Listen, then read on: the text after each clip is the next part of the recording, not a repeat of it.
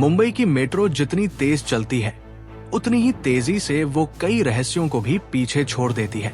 लेकिन कुछ रहस्य ऐसे होते हैं जो मेट्रो की तरह रोज चलते हैं, चुपचाप, अंधेरे में। Mumbai Churchgate metro station. शाम का वक्त था। चर्च गेट स्टेशन हमेशा की तरह भीड़ से भरा हुआ। ऑफिस के थके हुए चेहरे, कॉलेज के शोरगुल करते छात्र, हाथ में बैग पकड़े हुए यात्री, और उसी भीड़ में एक बुजुर्ग व्यक्ति काले कोट और सफेद बालों वाले धीरे धीरे चलते हुए मेट्रो के कोच नंबर 5 में चढ़े। उनके चेहरे पर कोई घबराहट थी, जैसे वो कुछ सोच रहे थे, कुछ खोया हुआ, कुछ बहुत ही पुराना। मेट्रो चल पड़ी। लोग अपनी अपनी दुनिया में खोए थे, कुछ मोबाइल में, कुछ नींद में। मगर तभी 4 मिनट बाद मेट्रो जब अगले स्टेशन पर रुकी, सीट नंबर 13 पर बैठे बुजुर्ग व्यक्ति गायब थे। ना कोई दरवाजा खुला था, ना कोई कैमरे में हलचल दिखी थी। बस उनकी लकड़ी की छड़ी सीट के पास रखी हुई थी। और सबसे अजीब बात, सीट पर हल्की सी धूल जमी थी और उस पर एक ताजा हथेली की छाप थी। मैं आयान मल्होत्रा, प्राइवेट डिटेक्टिव। मैं मुंबई के अंधेरे कोनों और अनकहे सचों का पीछा करता हूं। रात 8 बजे मेरे ऑफिस की खिड़की के बाहर हल्की बारिश गिर रही थी। मैं पुरानी फाइलें उलट रहा था। तभी मेरा फोन बजा। Caller inspector Kabir Rathore, Mumbai crime branch. Ayaan. उसकी आवाज गंभीर थी। हमें एक अजीब केस मिला है मेट्रो में। एक आदमी चलती ट्रेन से गायब हो गया और कोई नहीं जानता कैसे। सीसीटीवी फुटेज में कुछ भी नहीं है। मेट्रो के दरवाजे बंद थे, कोई बाहर नहीं निकला, लेकिन फिर भी वो आदमी गायब है। मैं थोड़ी देर चुप रहा, फिर बस एक शब्द कहा, मैं आ रहा हूं। मैं जब चर्च गेट स्टेशन पहुंचा तो मेट्रो कोच नंबर 5 को सील कर दिया गया था। वहां पुलिस, मेट्रो सुरक्षा स्टाफ और फोरेंसिक टीम जुटी थी। इंस्पेक्टर कबीर मेरे पास आया। यहां बैठा था श्रीनाथ राव नाम का व्यक्ति, सीट नंबर 13 पर। ट्रेन सीएसटी से चली, अगले स्टेशन मरीन लाइन पर रुकी और तब तक वो आदमी हवा हो चुका था। मैंने सीसीटीवी फुटेज मंगवाई। पहला फ्रेम, श्रीनाथ मेट्रो में चढ़ते हैं। दूसरा फ्रेम, वो सीट पर बैठते हैं। तीसरा फ्रेम, ट्रेन चल रही है, कैमरे स्थिर हैं। चौथा फ्रेम, मरीन लाइन स्टेशन पर दरवाजे खुलते हैं, सीट खाली है। कोई आवाज नहीं, कोई छाया नहीं, कोई हलचल नहीं। इस सीट के नीचे उसका फोन मिला, कबीर बोला, और छड़ी वही रखी थी, लेकिन मोबाइल की स्क्रीन टूटी हुई थी, जैसे किसी ने उसे जोर से गिराया हो। मैंने सीट के नीचे झांका। मोबाइल पर मिस्ड कॉल्स थी। एक ही नंबर बार बार कॉल कर रहा था। सुहानी राव, श्रीनाथ की बेटी। अगले दिन हमने सुहानी राव से मुलाकात की। वो 28 साल की, पेशे से ग्राफिक डिजाइनर थी। चेहरा जर्द, आंखों में नींद और डर दोनों। उसने कहा, मेरे पापा पिछले कुछ दिनों से बहुत अजीब व्यवहार कर रहे थे। कहते थे, मेट्रो में कुछ है जो मुझे देख रहा है, जो मुझे बुला रहा है, और अगर मैं कभी वापस न आऊं तो समझ लेना वो मुझे ले गया। मैंने पूछा, उन्होंने वो किसके लिए कहा था? मैं नहीं जानती, सुहानी बोली, लेकिन उन्होंने एक डायरी में कुछ नोट्स लिखे थे। मैं वो ला सकती हूं। डायरी में लिखा था, मैंने मेट्रो की सुरंगों में कुछ देखा है, कुछ जो इंसानी नहीं है, कुछ जो अंधेरे में सांस लेता है।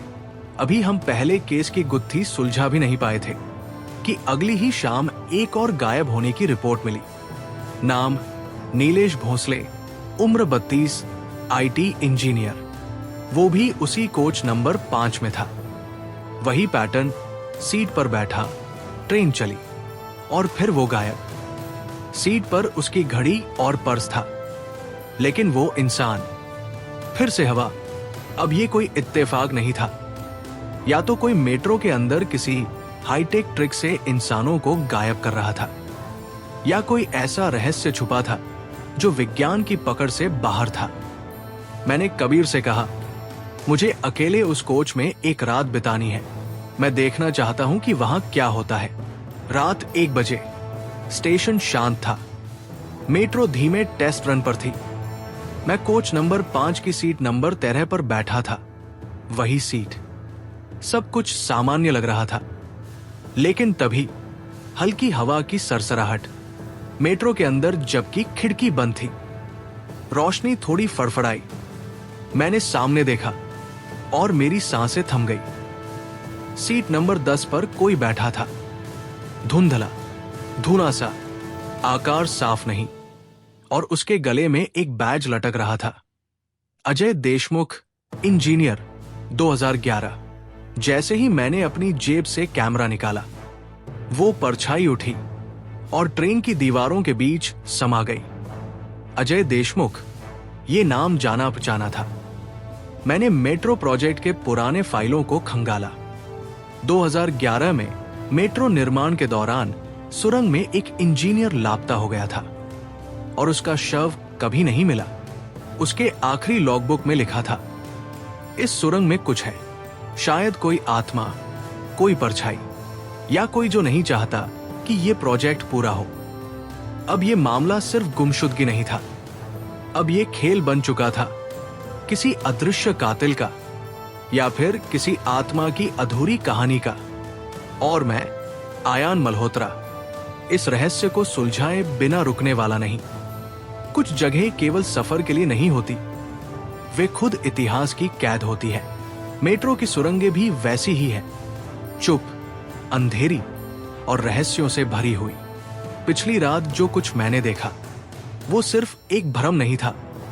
मैंने अपनी आंखों से एक परछाई को उस कोच में देखा था, और वो परछाई मुझसे कुछ कहना चाहती थी। मगर उससे पहले मुझे एक और कॉल आया, और इस बार मामला और भी गंभीर था। सुबह 6 बजे मुंबई पुलिस कंट्रोल रूम से कॉल आया, एक और आदमी गायब हो गया है, और इस बार ट्रेन सीधा डिपो से निकली थी। केवल 3 यात्री थे और एक अब रही नहीं गया। नाम था विनय कुलकर्णी, 45 साल, मेट्रो सुरक्षा विभाग में असिस्टेंट मैनेजर। मुझे झटका लगा। अब गायब होने वाले सिर्फ आम लोग नहीं थे। अब मेट्रो सिस्टम से जुड़े लोग भी इस रहस्यमय ताकत के निशाने पर थे। मैं और इंस्पेक्टर कबीर तुरंत उस मेट्रो डिपो पहुंचे जहां से ट्रेन निकली थी। वहां की चुप्पी असहज करने वाली थी। चारों ओर सीमेंट की दीवारें, ट्रैक के किनारे रखे औजार और सुरंग में जाती गहरी अंधेरी पगडंडी। हमने उस कोच का निरीक्षण किया जिसमें विनय बैठा था। कोच एकदम खाली था, लेकिन कोने में एक संदेश लिखा हुआ मिला, स्क्रैच मार्क से बना हुआ। वो मुझे ले गया। हमने तुरंत सीसीटीवी फुटेज खंगाले, मगर जैसे हर बार कुछ नहीं था। कैमरा हर बार उसी समय धुंधला क्यों हो जाता है जब कोई गायब होता है? कबीर बुदबुदाया, शायद कोई सिग्नल ब्लॉकर, या शायद कुछ और। मैंने कहा, मुझे अब साफ लगने लगा था कि रहस्य कोच में नहीं, सुरंगों के भीतर छुपा है। मैंने कबीर से कहा, हमें उस सुरंग में उतरना होगा जहां अजय देशमुख 12 साल पहले लापता हुआ था। कबीर बोला, वो सेक्शन बंद पड़ा है, वहां बिजली नहीं है। कई इंजीनियर वहां अकेले जाने से डरते हैं। यही तो वजह है कि हमें वहां जाना है। मैंने मुस्कुराकर कहा। हमारी टीम ने सुरक्षा गियर पहन लिया, टॉर्च, हैंड कैमरा और जीपीएस ट्रैकर। जब हम सुरंग के उस हिस्से में पहुंचे तो अचानक टॉर्च की रोशनी हिलने लगी। एक ठंडी हवा की लहर हमारे पीछे से गुजरी, और फिर हमें एक दीवार पर अजीब आकृतियां दिखाई दी। इंसानी आकृति, हाथ बढ़ाए हुए, जैसे दीवार में समा रही हो। दीवार की जांच करते हुए हमें एक पुरानी, धूल से भरी फाइल मिली। Project file, line 1, phase 2 expansion. उसके पन्ने फटे हुए थे, लेकिन एक नाम साफ था, engineer Ajay Deshmukh, critical objection raised. File में लिखा था, सरंग नंबर 3 की खुदाई के दौरान अजीब गंध और गैस निकली है। वहां से ध्वनि कंपन आते हैं। मैं इस काम को रोकना चाहता हूं, लेकिन अधिकारी आदेश दे चुके हैं। कबीर बोला, इसका मतलब अजय ने खुदाई रोकने की कोशिश की थी, लेकिन उसे चुप कर दिया गया। मैंने जवाब दिया, शायद हाँ, और शायद उसे वो जगह निगल गई। रात 11 बजे अंधेरी स्टेशन से एक नया केस आया। एक यात्री बेहोश हालत में मेट्रो से मिला। नाम अंशुल गुप्ता, 27, कॉलेज स्टूडेंट। उसके साथ वाली सीट पर बैठा उसका दोस्त रघु वर्मा गायब था। अंशुल को होश में लाया गया। उसकी सांसें तेज थी, चेहरे पर पसीना और आंखों में डर। मैंने पूछा, क्या हुआ था? अंशुल कांपते हुए बोला, हम लोग मजाक में सीट नंबर 13 पर बैठे थे। तभी मेरे दोस्त ने कहा, यहां कोई है। और फिर अचानक वहां धुआंसा कुछ आया, जैसे इंसानी छाया, और रघु अचानक खिंच गया, जैसे किसी ने अंदर खींच लिया, और मैं बेहोश हो गया। उसकी बात सुनकर मेरे रोंगटे खड़े हो गए। अब हमारे पास एक गवाह था, जो शायद अगला शिकार बनने ही वाला था। मैंने पुराने मैप्स और निर्माण नक्शे निकाले, और उसमें मुझे एक छुपी हुई सुरंग दिखाई दी, जो सरंग नंबर 3 के नीचे जाती थी। वो सुरंग कभी इस्तेमाल नहीं हुई थी, पर उसे एक्सेस बी फोरबिडन जोन कहा गया था। मैंने कबीर से कहा, मुझे यकीन है सारे गायब हुए लोग वहां हैं। अब तक जो बातें सामने आई थी, गायब हुए लोगों में से 3 मेट्रो सिस्टम से जुड़े थे। एक परछाई बार बार एक ही सीट पर दिखती थी। सीसीटीवी फुटेज हमेशा खराब हो जाता है। एक गवाह ने अंधेरे में कुछ देखने की पुष्टि की है, और एक पुरानी सुरंग जिसे कभी नहीं खोला गया। मैंने अपने नोट्स बंद किए, रिकॉर्डर ऑन किया और कहा, मैं आयान मल्होत्रा अब उस सुरंग में उतरने जा रहा हूं, जहां से शायद कोई वापस ना आए। अगर अगली रिकॉर्डिंग मेरी न मिले तो समझ लेना मेट्रो की धड़कनों में कोई और भी धड़क रहा है। कुछ रहस्य डराने के लिए नहीं होते, बल्कि चेतावनी होते हैं, मगर हम तब तक नहीं मानते जब तक मौत दस्तक न दे दे। रात 2:40 बजे मैं, इंस्पेक्टर कबीर और मेट्रो इंजीनियर पार्थ शुक्ला सुरंग नंबर 3 के गुप्त सेक्शन एक्सेस बी में घुसे।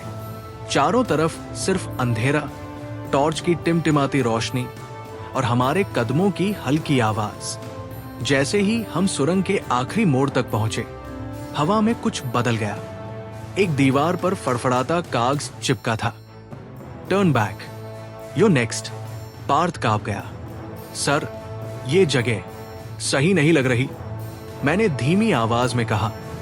इसी जगह में अजय देशमुख गायब हुआ था, और शायद यहीं से कोई लोगों को खींच रहा है। दीवार के पीछे एक पतली सी सीढ़ी मिली, जो और नीचे जाती थी। जीपीएस बंद हो गया, रेडियो सिग्नल टूट गया। नीचे पहुंचते ही एक गुप्त कक्ष, हिडन चेम्बर खुला, और वहां हम जो देखा वो कल्पना से परे था। एक पुराना कमरा भरी हुई मशीनों से, computer, server units, night vision monitor, और एक दीवार पर टंगे हुए 4 digital ID cards. Shrinath Rao, Nilesh Bhosale, Vinay Kulkarni और रघु वर्मा। इंस्पेक्टर कबीर चौंक कर बोला, मतलब ये गायब नहीं हुए, इन्हें कोई यहां लाया गया है? मैंने कहा, हाँ, और ये सब कुछ कोई बहुत तेज दिमाग वाला इंसान कर रहा है, कोई जो मेट्रो के सिस्टम को अंदर से जानता है। तभी एक कोने से किसी के खांसने की आवाज आई। हमने लाइट फेंकी, और वहां जंजीरों से बंधा एक आदमी पड़ा था, अजय देशमुख। उसका चेहरा सूखा हुआ, लेकिन आंखों में अब भी आग थी। मैं जानता था कोई तो आएगा, वो बुदबुदाया। कबीर ने झट से उसे आजाद किया। मैंने पूछा, आप 12 साल से कहां थे? वो बोला, मैं मरा नहीं था, मुझे चुप करा दिया गया था। अजय ने जो बताया, उसने कहानी की पूरी दिशा बदल दी। 2011 में जब सुरंग नंबर 3 खोदी जा रही थी, मुझे वहां एक गुप्त वायरिंग और माइक्रोचिप नेटवर्क मिला, ऐसा कुछ जो मेट्रो सिस्टम के साथ जुड़ा था, मगर उसके नक्शों में दर्ज नहीं था। जब मैंने रिपोर्ट दी तो अगले ही दिन मुझे यहां लाकर बंद कर दिया गया, और इस जगह को अंधेरे की कब्र बना दिया गया। ताकि कोई और अंदर न जा सके। मैंने पूछा, पर वो परछाई, वो धुना जो लोगों ने देखा? अजय बोला, वो सब एक साइकोट्रोनिक डिवाइस है, माइंड मैनिपुलेटर। वो कुछ ऐसे रेडियो फ्रीक्वेंसी भेजती है जिससे इंसानों को मति भ्रम होने लगता है, और फिर उन्हीं मति भ्रम के बहाने लोगों को अगवा किया गया और उनके दिमाग से डाटा निकाला गया। हमने सिस्टम के बैकअप को डिक्रिप्ट किया और वहां मिला एक चेहरा जिसे देखकर इंस्पेक्टर कबीर की आंखें चौड़ी हो गई। ये तो मेट्रो के मौजूदा चीफ इंजीनियर रविंद्र खन्ना है। मैंने कहा, वो ही इस ब्लैक सिस्टम के मास्टरमाइंड हैं। अजय देशमुख को चुप कराने का आदेश भी उन्होंने ही दिया होगा, और उन्होंने ही मेट्रो को एक ह्यूमन एक्सपेरिमेंट लैब बना दिया। अजय देशमुख ने बताया कि Khanna AI based data mining कर रहे थे। हर गायब हुए यात्री को चुन चुन कर पकड़ा गया। कोई तकनीक जानता था, कोई सुरक्षा प्रणाली से जुड़ा था, और कुछ ऐसे लोग जो भविष्य में खतरा बन सकते थे। वो इंसानों के दिमाग को पढ़कर उनका उपयोग कर रहा था। भविष्य की एक मेट्रो बना रहा था जहां इंसान खुद मशीन बन जाए। अजय ने कहा, अब सब कुछ साफ था। गायब यात्रियों का रहस्य, सुरंगों के अंदर की असलियत, परछाई का साइंटिफिक कारण और मास्टरमाइंड का नाम। मैंने इंस्पेक्टर कबीर से कहा, अब वक्त आ गया है इस खतरनाक गेम को खत्म करने का। लेकिन याद रखना, अगली रात खन्ना खुद मेट्रो में सफर करेगा और हमें वो सच लाइव पकड़ना होगा पूरी मुंबई के सामने। हर रहस्य के पीछे एक चेहरा होता है और हर चेहरे के पीछे एक मास्क। लेकिन जब मास्क उतरता है तो सच या तो रोशनी में आता है या फिर और गहरे अंधेरे में गिर जाता है। 22 अगस्त रात 11 बजे मरीन लाइन मेट्रो स्टेशन। हमने सब कुछ तैयार कर लिया था। सुरक्षा कैमरे लाइव थे, कमांड कंट्रोल सेफ हाउस से जुड़ा था, और मैं, इंस्पेक्टर कबीर और अजय देशमुख उस ट्रेन में सवार थे जिसमें उस रात चीफ इंजीनियर रविंद्र खन्ना सफर करने वाला था। पर हम छुपे थे ताकि वो बेखबर रहे। रविंद्र खन्ना ट्रेन में चढ़ा, हमेशा की तरह आत्मविश्वास से लबरेज। वो सीट नंबर 13 पर नहीं बैठा, बल्कि सीट नंबर 10 पर उसकी जैकेट के नीचे एक डिवाइस साफ दिख रही थी, वही माइंड मैनिपुलेटर मशीन। जैसे ही ट्रेन CST से चली, हमारे सारे कैमरे एक्टिव थे और live feed police commissioner office में दिख रही थी। खन्ना ने अपनी घड़ी पर टाइम देखा और बटन दबाया, और फिर CCTV फीड ब्लैक हो गई। शुरू हो गया। मैंने कबीर से कहा, अब ये खेल हमारे प्लान पर नहीं, उसकी चालाकी पर चल रहा है। तभी ट्रेन के बीच वाले कोच से चीख सुनाई दी, कोई है, बचाओ। हम दौड़कर पहुंचे। एक लड़की, अनुष्का सिन्हा, एक रिपोर्टर जो हमारी टीम का हिस्सा थी, हवा में ऊपर उठ रही थी, जैसे कोई अदृश्य शक्ति उसे खींच रही हो। मैंने बिना समय गवाए अपनी जेब से माइक्रो जैमर निकाला, और जैसे ही डिवाइस ऑन किया, वो परछाई गायब हो गई और अनुष्का जमीन पर गिर पड़ी। अब हमें यकीन हो गया, ये परछाई कोई आत्मा नहीं, बल्कि खन्ना का हाइपरइलेक्ट्रोमैग्नेटिक प्रोजेक्टर है, जो इंसानों के मस्तिष्क को भ्रम में डालता है। मैंने इंटरकॉम पर ऐलान किया, रविंद्र खन्ना, तुम 4 लोगों की जिंदगियों के साथ खेले और मुंबई की मेट्रो को विज्ञान की कब्रगाह बना दिया। लेकिन अब ये ट्रेन तेरा अंतिम स्टेशन है। खन्ना ने डिवाइस फिर से एक्टिवेट की। ट्रेन की लाइटें झपकने लगी, लोग चिल्लाने लगे, और 1 सेकंड में कोच धुएं से भर गया। मगर हमने ये पहले ही भांप लिया था। पार्थ शुक्ला, मेट्रो इंजीनियर जो हमारे साथ था, उसने मेट्रो के ऑटोमेटेड सिस्टम को मैन्युअली ओवरराइड किया और ट्रेन को धीरे से इमरजेंसी हॉल्ट पर रोक दिया। अब मैं और कबीर गैस मास्क लगाकर खन्ना के सामने थे। तुम लोग कुछ नहीं कर सकते, खन्ना चिल्लाया। मैं भविष्य बना रहा था, इंसानों को मशीन में बदलकर अमर बना रहा था। मैं चिल्लाया, और उसके लिए तुमने कितने लोगों को गायब किया, कितनों को जिंदा दफना दिया सुरंगों में। ये भविष्य नहीं, ये शैतानी विज्ञान है। खन्ना ने आखिरी चाल चली, डिवाइस के ऑटो एक्टिवेट मोड को ऑन कर दिया। पर उसी वक्त अजय देशमुख ने वो डिवाइस खींचकर मेट्रो की खिड़की से बाहर फेंक दी और उसके तुरंत बाद कबीर ने खन्ना को पकड़ लिया। 24 घंटे के भीतर रविंद्र खन्ना गिरफ्तार हुआ। अंडरग्राउंड लैब को सील कर दिया गया। चारों लापता लोग जीवित मिले, ब्रेन वॉश की हालत में, लेकिन सुरक्षित। और मेट्रो सिस्टम को पूरी तरह रिस्टोर कर दिया गया। हर बार के सुलझाने के बाद कुछ अधूरा रह जाता है। इस बार भी रह गया वो सारे सवाल जो हमने नहीं पूछे। कितने लोग आज भी लापता है और उन्हें गायब करने वाले कौन हैं? क्या हर मेट्रो, हर शहर में कोई खन्ना छिपा बैठा है? मेट्रो ने 2 दिन बाद फिर से सेवा शुरू की। कोई शोर नहीं, कोई चीख नहीं, बस एक काली सीट नंबर 13, जिसे अब कोई नहीं चुनता। अगर आपको यह वीडियो पसंद आया हो तो कृपया हमारे चैनल को सब्सक्राइब करें